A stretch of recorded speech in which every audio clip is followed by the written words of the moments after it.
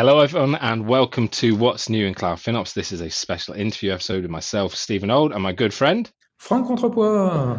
And today we're going to be speaking to someone I consider one of the rock stars of FinOps, and maybe I say that too often, it's becoming a bit of a cliche, but has a bit of a different approach, has been talking about a different approach, in my view, compared to the status quo for years as well. This isn't a new thing in Israel. So please introduce yourself, special guest. Hi, everyone. First of all, I'm so excited to be here, part of this amazing episode. So thank you so much for having me. My name is Dvir. For those of you who don't know me, I've been Wix's FinOps for the last 8 years. 2 months ago, I moved to a small startup in the industry, in the FinOps called Weave AI. And it's been quite a journey. I don't know how to summarize the last 8 years, but I think that FinOps is one of, we talked about it before the recording, that FinOps is one of my passions, and I really love this area. And I'm very excited to discuss it, like different point of views, different kind of what comes next in the future for FinOps. So I'm very excited. I actually think, Dvir, the marriage of you and Wiv is a really great one. I spoke to Ronnie a couple of years ago now, probably. I think it's a great idea, and there's a few people doing similar things. And with your background, and I think I said this to you at the time. I think you gave the best talk at FinOps X this year. I thought it was absolutely fantastic. No, it was really good, and your colleague was fantastic on it as well. It was a really brilliant one. Me and Tom were in it. We thought it was fantastic. And then I was having a call with Ronnie, just catching up, seeing how things were. And he just said, I think I just said to him, I think the best talk was Dvir's this year. And he said, he's joining. He's in the office. I thought, what a fantastic coincidence. Yeah, fantastic coincidence. So your background is very much coming from the engineering side and the ownership of that, right? And is that what's driven your philosophies? That's what I'll call them, really. It's around, a way that works. Do you want to tell us a little bit more about that? I mean, it worked at Wix. Yeah. So just as a disclaimer. So I don't know if it's a one-size-fits-all kind of a solution, but Wix is a very engineering-centric company. And I think the engineering pipeline there is very mature, and it was much easier to integrate with the engineering pipeline at Wix rather than create a new pipeline of FinOps that people have to integrate with. So this is, I think, what worked best. But as you said, I truly believe that the best FinOps comes from the engineering side. And I think because, first of all, it can be a lot more proactive, like a lot earlier in the process, because you're part of it. You're part of the process and you have that seat in the table. You give that feedback of architecture and cost, and it's exciting. And I think that coming from the financial side is being less active, because it already happened and you kind of gathered all your insights based on things in the past. And you can still affect that, but I think it gives less impact, if that makes sense. Yeah, exactly. You're reacting to something that hopefully not too bad, but probably that something bad is already happening, rather than stopping that bad thing from happening in the first place. Right? Yeah, but that means the change of mentality for the people at the beginning, that they start considering that as an important bit. And I think you'll enjoy this, Dvir. We had a fantastic guest called Mel on recently, where we talked about engineering fatigue. Me and her met at a meetup, and I was talking about it. I got very minor background as an engineer. I kind of got a very mixed background, and I was saying, just sending someone an Excel spreadsheet in an email when they live in Slack and Jira, as an example, is an instant way of turning them off. That's a problem. Yeah. That's a problem, because how do you drive someone just by telling him what's wrong, right? I mean, at least the least you can do is also add to that email, like, what can you do now? Or where do you need to take this email and where to put it? And I think you're completely right. And it comes to the point that I said about Wix. I think that when it's part of the day-to-day of engineers, not to keep cost in mind or be cost aware, because I think language matters. I don't want to be aware of the costs, but I want to be respectful for them. I want to be able to measure anything that makes sense from the business perspective, so I'll know that I'm doing something better. So, for an example, if I have an artifact that serves my customer with requests, and my artifact, my request cost $30 per request, and my friend's artifact in a different team costs like $0.01 per request, I know what my ballpark is, right? So it's no longer you're expensive, it's you're inefficient. Mm-hmm. And that's something that engineers really love discussing, like how can I do things more efficiently? Yes. Like my search algorithm is exponential. Let's do it linear, for example. That's something they understand. Yeah. I think efficiency is a really key word, and something I say in a lot of my talks. I'm giving one tomorrow, I think, where I literally say no engineer desires to be inefficient. Yep. It's just not what that's not what they wake up in the morning and think, oh, I'm going to waste some cash. Sometimes they don't. But you know what the ugly truth is? It's because of their ego. Yeah, exactly. Absolutely. But that's fine. Mine too. Absolutely fine. I've been working on something recently where I have really tried to make it as efficient as possible, and I've definitely made it a lot harder for myself. But I quite like that piece of challenge of I'm really trying to do this the most efficient as possible. Well, yeah. You go to, as usual. There is a saying in French which is "le trop est l'ennemi du bien," which is the too much is the enemy of the good, because you can always go into the let's do that 80%, that 20%, and then every additional percent above that 20 initial percent that gives you 80% is going to be harder. So let's keep it at 60. Like Exactly. Yes. Like that. Yeah. But the problem is most companies don't want to start. Like, I'm going to start it tomorrow. Yeah. So. The diet too. Yeah. So it comes back to what we discussed before the recording. So I think the biggest challenge, and maybe as I said, key priority of where the interest is now, is I think people are not abandoning cost observability. I think it's a very important aspect of FinOps. But I think they're a key priority today based on the state of FinOps in the FinOps Foundation. In 2024, it's reducing waste regardless of company size. Yeah. And I believe it's because people saw that you have this like bulk of recommendations. This is what you have to do. And a year later, you look at that tool and you see, oh, this is still what I have to do. And I think this is one of the biggest problems companies understood, that it's not enough to know where your waste is, to be cost aware. It's not enough. And I think everyone's just looking what comes next. And this is a very exciting era in FinOps. Yes, agreed. I agree. I think, a recommendation-focused approach has a few failings before we kind of go into some things you've done. And also I need to remember to get you to explain a concept that you taught me at FinOps X as well, which was absolutely brilliant, which was the 100% utilized wastage. But if people are just using a bog standard tool, that could be a native one. That could be any of the ones you can get out of the market, which gives you recommendations in a very easy format for you to consume as a FinOps practitioner. Great, right? As a FinOps practitioner, you're thinking, oh, fantastic, I've got a load of recommendations here. There's a few things I think they automatically miss. One is that you're telling someone they're wrong, right? Which is the first one. Yeah. The second is that if you just give someone out of a tool who considers themselves an expert, they're going to question you. And if you've not validated it or got any level of validation, your trust is gone straight away. And trust is massive, right? We talked about that recently in the Nexus. Communication too. Yeah. So you've got to do validation. Yeah. You've got to then listen to people, and they say, oh, we can't do that one because that's got a software on there, which this is the minimum requirements we need to be able to be, to be supported, whatever it might be. There's loads of reasons.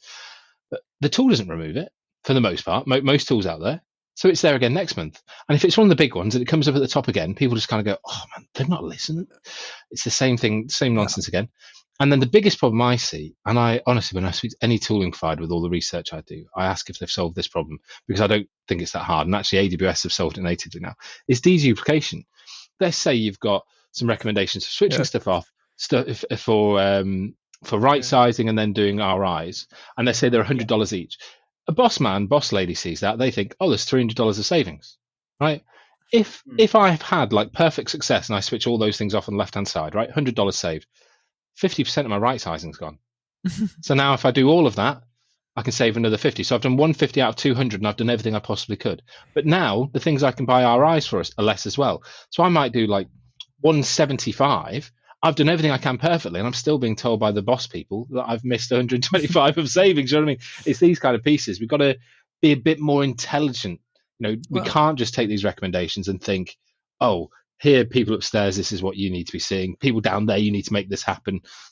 I've sent you an email. Like this, I completely. You're bringing a couple of things which I find interesting. So the first one is that usually lots of the reporting tool assume that they are not going to be viewed by the person that can act, or it needs to go through an intermediary, which is or it's kind of used to be reporting or needs to be justified or whatever. And the second thing is, if you have a tool whose job is to show anomalies and you show nothing, you're not doing your job. And so there is a bias towards, you could say 5 penny there. I really don't. I think the kudos as something at one point, one of the things you can say, I don't care about anything below 2000, for example, because it just gets ridiculous. Yeah. But more things have an impetus of showing you things because that's their job. Yeah. Hey, look at this. My tool tells you that there is nothing to be done. Everything's empty. Doesn't sell well. Yeah. Well, I won't be renewing that. That's what people are thinking, right? But hey, especially if you're taking like a percentage of something. Well, exactly. I do want to add something to this conversation specifically, because I think it's a very interesting concept that you presented. Like, I keep talking about trust and how to build trust and be accurate with the numbers that you present. And the challenge that you discuss, I don't think many have really implemented like an end-to-end solution to that, like be as accurate as possible based on their specific resource on all kinds of recommendation on top of this resource. And I think it's a very interesting concept, but I believe it kind of covers a bigger problem. I think most of recommendation, let's say a compute optimizer or trusted advisor in AWS. So I'm not even talking about other tools out there. I'm talking about native. What you get from the OG, like the cloud itself. Part of the problem is you don't have any control, or you don't have any information on what really generated this information. Like what kind of information was taken into account, and how is it related to my business? Like a lot of the times, computer optimizers show you right-sizing information only a CPU utilization metric. Oh, yes. Because it hasn't got RAM access. Yeah. Exactly. So I think people are wasting a lot of time going over recommendations and finding false positives. And it costs time. Yeah. Time costs money. And it builds this frustration that I can't get this like... black box recommendations that I don't know if they're true or not, and I don't want to invest the time in solving them. So it's a very interesting and challenging concept to acknowledge. I think it's correct. At the same time, what you're telling me in my head, the niggle is there is no standard, there is no definition of how you do right sizing. Because if you knew, hey, I have methodology 1, 2, and 3, and I've done 1, and it's all based on CPU, so that doesn't work for me. I have 2. There is no official approach that everyone's following, and I think that's might be the thing: is there is no standard for optimizing and for make it even recommendations. Everyone does it their way, and as you correctly said, any optimization or any recommendation system should also let you input data, because there is something in the future. I need to share some of my knowledge. I need also you to change the beginning potentially. Say, this is seasonal, but that was wrong. That was wrong season. Exactly. Now, as a disclaimer, there are some services that actually took your approach, and I agree with that approach completely. Like AWS Fleet enables you to either select the lowest cost or the highest availability. Mm-hmm. RDS Compute Optimizer, you can specify the headroom that you want as a buffer. Yeah. So that's something that is configurable and in mind of the field. And you can choose that you want it to stay within an instance family, which I think psychologically I think is helpful. He's saying you weren't wrong about the family. You did something right. We just need to change the size. But I used to. I mean, so I'm not going to name tools, but so I used to be on the partner advisory board of one tool, and one thing I used to say to them is, someone's using a M6, and now I'm telling them to use an i3 because your tool said that, but I can't tell them why they need to use that. Can you see the problem? Exactly. And I could just never defend and it. I think people really need the data, especially when the engineers actually have to do that. And I think the biggest friction I had back in the day was to give the relevant data to that specific engineer that wants to take action. And I believe that the challenge of making engineers take action is due to the fact that a lot of the time we don't share with them all that information. We either give them that this is wasteful or this is what you have to do, but there is no between. Like, this is the information that you probably require to make an educational decision. Let's sit together and discuss it. It's mostly just, this is your Excel, and go on top of it. But you have I think it was with Mel again. She was also saying, but I don't have any incentive to do better. I'm paid to get features out. I'm paid to deliver what the customer is asking. And if I stop to do one of your things and not correct a bug, I'm doing the wrong thing. Yeah. That's one point to look at it. The other point, which is a very valid point, by the way, it was working at Wix as well, was if they're working on cost reduction to reduce $100 and they're not making a feature that will make a revenue of 1,000, then that's something to consider.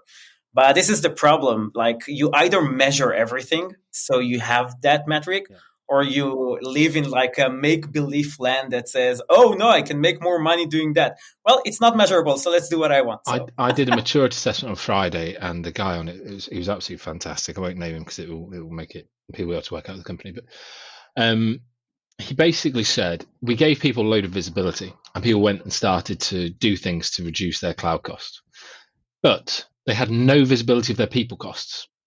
And they saved $1,000. But it would take 6 years to pay that back in the cost of the people that did it. Or as an example or whatever. It's just like they had no concept because then they don't get the rest of the budgets. They have no P&Ls. We've started showing them their cloud cost. So they think, oh, I can be really helpful. I can just do this. But because they have no context in the business at all, 6 years is a bit, hyperbole, but, it would take quite a long time to repay it. And so was it actually a good business decision? Yeah, but they don't know, and people are intelligent enough that if you give them the data, people can handle this. Especially engineers, they're doing very clever stuff with data and information already. They could create something that would tell them whether it's a good ROI if they wanted to. You give them the data. But I think this was partially solved when we had the interview with Dimitris, who was telling us that he converted the amount of money into. In his case, so he works, so for the taxpayer, he say, how many average taxpayers would that mean? How are we spending? How many? But if you start saying, hey, if you save this money, we could hire another to help you, would make much more instant than say, hey, we've saved XK. So all of a sudden that, look, whatever you do needs to bring someone of your value. So if you've worked for 20 hours, the number needs to be half a person. You start, whatever the amount, but you start measuring between things that people are knowledgeable of, probably their salary or average salary compared to effectively between the amount of time you're doing, and the average salary of someone. I'm going all over the place there. By the way, it's a great incentive. Like, I'm coming to a team telling them you can save 2 people. Yep. Yeah. And it's amazing. Well, you can hire the new. Yeah, that's why language matters. Yeah, exactly. And you bring, and if you have and that's, I think, is an interesting agreement, is to have the agreement with your leadership to say, look, if I save the money for 2 people, can you give me 1? But that's why it has to be a saving, and that's why budgets are so important, right? Because if you're just reducing money that's already being overspent, you don't get it back. And this is when I go around and I look at organizations, I kind of go, do you know what? You're actually doing a reasonable job in so many areas of FinOps, but because you're getting your budget so terribly wrong, that's why you're overspending. If you'd have just, been sensible in actually being in, reality, what it was going to cost, rather than maybe taking what the cloud vendors told you it was going to be, who wanted you to move, you wouldn't be in this situation, and you're trying to reach an impossible goal. It's not that I'm trying to defend your FinOps team, but actually your engineers have done a pretty good job. But you decided you were going to buy everything on 3 years when you did your business plan, and then decided you didn't want to take the risk of 3 years when you did it, and suddenly you're 15% higher than you thought. Well, yeah. Too bad. Yeah. But I think that's where FinOps should innovate. I mean, we should inspire people to innovate, because currently everyone's just keep the same, as you said, there's the same FinOps best practices. Like, let's look at our waste, let's do right sizing, life cycle policies, etc. But I think there's a lot in the future for FinOps. Regarding the learning of the business, what we can achieve by understanding our business that is running on our hardware, our infrastructure. And I think a lot of companies, a lot of FinOps practitioners are missing that point. They focus heavily on metric utilization and technical aspects of waste. But you mentioned it before. I think the biggest waste is when you truly understand someone's business, so you can actually track where the waste can be based on the business understanding of what is running. So you can, it's like, I apologize for the reference, Right. but it's like cancer, because we talked about it earlier. It's not enough to know you have cancer. You got to know like the type, you got to know like what is the best treatment for that specific one. And I think that when you approach FinOps today, like if you're new to FinOps, then the framework teaches you like do budgets, know what showback and chargeback are, and create that visibility on waste based on FinOps best practices. But I think that was where the market was like 3 or 4 years ago. And I believe that if you want to like succeed or innovate or push yourself out of the boundary of what is currently known as FinOps, then I believe that you have to understand like how to approach FinOps from a business perspective, not from cost or efficiency. Yeah. And again, both of them are great, but I believe that once like the FinOps practitioner will apply his business understanding, then magic happens for me. And I've seen it happen in a lot of companies. So, for example, I've seen a lot of companies mature, not in the sense of, and I apologize that I mistermed the FinOps Foundation maturity levels, but they mature their mindset on organizational policies. And I think that the biggest challenge people are trying to solve or try to solve in the last couple of years is that ownership and accountability. Like that resource is related to this team or this specific. And I've seen a lot of companies in the last 6 months, 1 year that I talked to, they decided, I don't care about owner. I don't. I just going to do these organizational policies, and I'm going to present them in the company. I'm going to make sure that everyone's aligned. And then that's the whole and all truth. There is nothing that succeeds those organizational policies. So, for example, at the time you want to delete a EBS snapshot or detached TBS. So you have to find the owner, said, no, detached TBS are no longer available above 30 days. And that's it. Yeah. And then they create this automation that is cleaning all the... Now, if you want it, they give you like a way out, like do a protected tag or like mark it in a way. But they move to... I don't want to manage waste. Like this is what we need to do in the organization, and this is what we want to make it happen. Without talking to you guys, you need to have that maturity. You need to have that accountability on what you provision and how.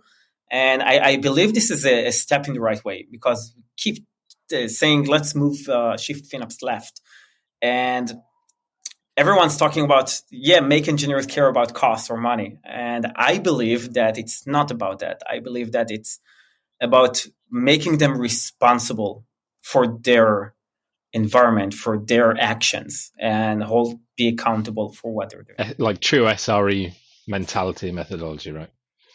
Yeah, maturity, like be responsible. Yeah. I always find this an interesting one. I'd be interested on your view. It's something I've been shouting about for years. I gave a talk about it, actually, that you were at, Frank, around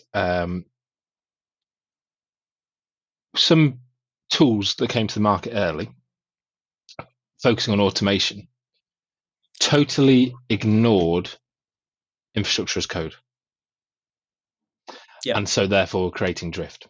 Now, EBS, unattached EBS is easy because, they shouldn't still be sat there anywhere in anyone's code, because by nature it's because they've been replaced. But I always have a bit of a concern when people kind of going, "Oh, we've built this automation. Like, great, okay. Are you using infrastructure code? Yeah, we have. Are those two things talking, or are you potentially going to start creating drift? Is there going to be conflict here because next time someone runs that, it's going to undo that change you've made? Was that something you attacked at Wix? So first of all, everything that I did in Wix was from the engineering side. That means that we had a wrapper around Terraform, and we implemented a lot of linters for tags and like safeguards. And we use, and I talked about it in FinOps, so it's okay to say. We used the open source of Infracost, and we integrated it with our engineering pipeline. And we've actually took all the information then generated, and we've built this amazing dashboard to understand who are the biggest cost contributors. So yes, to answer your questions, but I do want to emphasize that eventually when you talk about drift in Terraform or infra as code, I never said that automation should just run CLI commands or just run a Lambda to execute some cleanups. You can also just push it as a GitHub action or move it back to the engineers to approve that change, and then you get this feedback loop. So I'm not, and again, I'm not. It's very hard for me not to talk about what we do, but to be as possible. That's one of the things I'm excited to see is changing. There are now people coming up with the maturity of kind of going, well, I need to fix this for the people who are more advanced. And I had a really interesting chat with someone at the foundation. I won't name names, but they're a friend of the show. And there is a real challenge now around. You've got some organizations who are really pushing the boundaries of FinOps, which an example, right? Who are doing fantastic things and want the framework to move with them, right? They want it to be adapting to cover the complexities and the brilliance that they're seeing. I do maturity assessments a lot of my time at the moment for some reason. I can tell you, for some reason, yeah, okay. It's just what people want at the moment, right? And training and maturity assessments, and I can tell you a lot of people are not there. You know, I'm doing ones for people that are pre-crawl in some areas and crawl in others, and so the foundation and tools as well have this balancing act now of I can't probably cover the whole market. There are plenty of companies who what I'm talking about, what you're talking about, where is miles ahead of where they are at the moment, and they wouldn't give a crap about some drift because they just want the problem fixing, and so something that's just going to do it via API is there. And I think sometimes those of us who are really into it, we get very excited about things that can happen at the very sharp edge of the cool stuff we're doing. But there is this whole balancing act now of like there is a very large gap, and I think if you look at the state of FinOps, I think you look at some of the things that come out, and you think about the people giving talks at events, they're often your people who are quite far ahead. Yeah, exactly. And I think there's quite a big gap now opening, and people kind of think, oh, we must be failing at FinOps, until they get around some of their peers and they suddenly go, oh no, that's the dream. This is the reality, right? And I think you're covering a really good point there. We live, and us in particular, for example, we live in some sort of a FinOps bubble. And as you said, Dvir, for example, you say, oh, some people, this is 4 years old. There are companies that have not moved to the cloud yet at all, and not even thinking about it. So there is always that different maturity. And I want to take it on an interesting bit is I do what I call always flip the coin. Is try to see the other side, the one you're not talking about. And in our case is, look, we were doing wastage on-prem for ages. No server was running on more than 5% CPU unless it was really well used, and that was 7% if you were lucky. And then you'd be asked if you could increase it, yeah. Yes, and memory was anyway packed. 100% utilization, whatever the size of the CPU, who cares? The point is, we were wasting. No one gave a crap. All of a sudden, we start caring about the minutiae of the sense because we have the data. And the question is, are we trying to solve a problem that the business never really cared about? Or are that enough? It was, by 10, done, bye. But Frank, there's a small nuance in what you're saying, because the nuance is the difference between capital expense and OpEx. Yes. I mean, eventually, when you say no one cared about it, they didn't care because the money was already out. Yeah. And they had this spare capacity to run on. And even if it was low utilized, the budget was already approved. A year in advance, right? And Yeah, he is. and I think everyone knew about it. Everyone knew this is the amount that I'm going to invest, and that's it. Everyone was okay with it. Now, moving to the other side, like someone clicked a button and the CFO like approved $9 million, and now we're at 11. Then that's something a bit different. So I agree. A lot of companies do like a lift and shift and move that on-premises mindset into the cloud. I completely agree. But this is not why the cloud, what's the premise of the cloud is. And I believe that the FinOps drives that maturity into understanding how to play that cloud game better and more. Absolutely.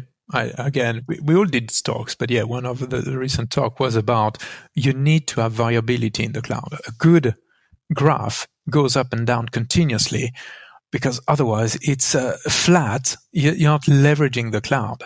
And so, an expensive data center. I think a couple of months ago, there was an article when AWS actually filed that a lot of some of their largest users are moving back to on-prem, which was very interesting. I can find that article. Yeah. But it was a very interesting read, because eventually they kind of admitting that people are not taking advantage of what the cloud has to offer. Because they badly budgeted in the first place. The money they had for that's disappeared, or they didn't have the skills, or whatever it might be. They just thought it was this magic bullet because that's what they were sold. Yes. And by the way, if I just made a caveat on what you just said, AWS said that it's an antitrust things where they need to prove they have competition, and a return to on-prem is one of the competitions. So it's a balancing act for them, isn't it? I think, there's been a lot of interesting points. I just want to go back to what I said earlier. Can you, like, every year at FinOps X, I've learned something. And there's one thing that really sticks out. So, savings versus cost reductions from Ali Whitman 2 years ago. Amazing. Wow, yeah, amazing talk. How that was cool. How cool a person have you got to be that you can be the last talk on the last day and you're packed out, and it was worth it, wasn't it? It was so worth staying for it. But there were two other things I took away, and largely from you. One was around kind of how you can handle ticket, like how it can be a financial incident and things like that, and you can attack things the same way. But the other one that me and Tom, who were sat next to each other, just went, oh my God, it's so obvious now you've said it, but I've never even thought about it, was 100% utilized wastage.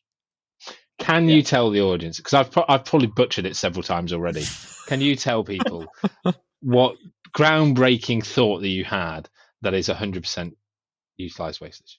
Utilized waste. So for me, the obvious example, I gave several in the FinOps X session, but the obvious example that I've seen across multiple companies is caching solutions. And the problem with caching, just to be aligned from the technical side, cache will always be fully utilized. Like, you have objects and then they're pushed into the dynamic memory and then they're being served. Ideally. And you have invalidations and you keep replacing those objects, and then you kind of creating this caching solution that should, eventually solve a performance problem that you had. And what we found, like when I went to those companies and even at Wix, when we talked about the engineers, we asked them, like, what kind of metric you see, like what's the success criteria of the workload that we're currently moving to cache? And they're saying, I want to see a reduction in performance. And at the time, it was fine. I mean, that's what it's supposed to do. And if it's doing that, then we're good. And obviously, we implemented caching solution, or other companies implemented caching solutions, and performance improved. So far, so good, right? Mm-hmm. And then it clicked, because I keep saying the maturity of FinOps practice for me is not doing more technical, awesome things. Like, it's understanding like the business that is running on your infrastructure, and every byte and every gigabyte of disk that you provision in the cloud should serve your business and in a measurable way. And we kind of changed the question, and we didn't ask like, what is the success criteria of the caching solution? And we stopped asking what it should do. And we ask, what should we monitor to make sure it's an efficient solution? And then we entered the amazing world of cache hits and oh yes, and we found amazing things. right? So first of all, when I talk about my session in FinOps X, we talked about, for example, 30% hit ratio. That means that 70% is misses that you use compute and then you go to your backend, move the new object into the cache, and then you serve it directly. So caching solution in this scenario is 70% underutilized and a wasteful cost. Now, cache is a very expensive solution. Yeah, it is, yeah.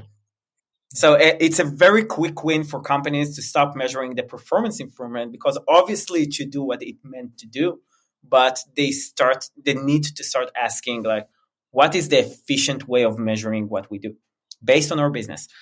And so that was about utilized waste. And I believe there is a lot of other great example, like multiple ETL pipelines that migrated from one to another, fully utilized EBS volumes that holds duplication of information, and in general, data duplication, which is a thing, apparently a very big thing in companies. And I talked about consumers and producers and message queues, about what they consume, what we produce, and several metrics there. But I believe eventually the question that FinOps should strive to answer is, what makes this efficient? And sometimes it won't be a technical metric. Yep. It might be a business metric that you need to apply on that workload. Yep. I think so. That's utilized waste for you. Absolutely brilliant. Cool. It's brilliant. It makes sense, right? Yeah, exactly. It really does make sense. It reminds me the database or Java virtual machine that will always pick all the memory, because that's the only way you can assign it correctly. So yes, there is always a cache, which is also a caching mechanism. But you run a database, it's going to say, you have 30 gig of RAM, mine. First action of the database. Exactly. By the way, if I can enrich that story, because everyone or some of you haven't seen the FinOps X session, then that's what I talked about there. But for you guys, I have something else that is cool. So it's not just about the efficiency of one solution. It's the hierarchy and interconnection of different workloads. And the reason I'm saying that is because a lot of time we saw this correlation between our compute usage and our caching solution architecture efficiency. And we found out, again, based on pure observation, that some of the teams, based on their caching solution, their dedicated caching solution, their cache significantly, the hit ratio was lower. And after investigation, we found out that their artifacts in Kubernetes were a lot higher. So it kind of gave us that insight that they're doing something that invalidates the cache, and it makes compute run more in the Kubernetes side. It makes the cache run more and do less in the caching side. And we found out that they changed the interval of their A/B testing. Ooh. How crazy is that? Yeah. Like, that's an amazing achievement of FinOps. Like, be minded that once you change your interval of testing, you invalidate the cache. Yep. So you do more work, you achieve less, and you run less efficiently. Yeah. So they answered, "Oh no, dev velocity is sacred."